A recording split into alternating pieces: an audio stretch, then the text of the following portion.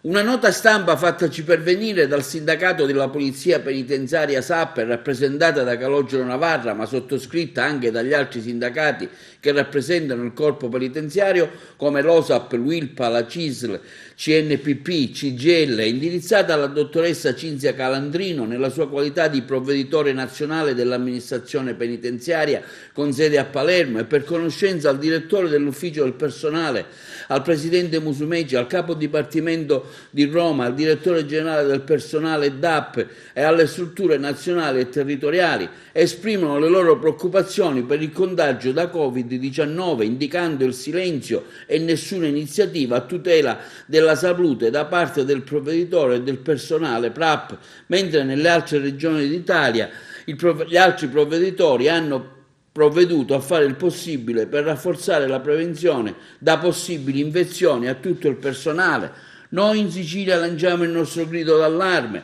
Per fare comprendere il nostro grido di aiuto si allega alla presente un video riguardante le mascherine distribuite al personale. Proprio per questo motivo nasce spontanea una domanda: in Sicilia che si fa per il personale di polizia penitenziaria, oggi più che mai lasciato solo al suo destino ad affrontare, oltre a tutte le difficoltà lavorative, anche l'attuale emergenza? La risposta a questa domanda noi segretari regionali, che abbiamo l'onere e l'onore di rappresentare i lavoratori, la vogliamo da lei, signor provveditore, e dal direttore dell'ufficio del personale.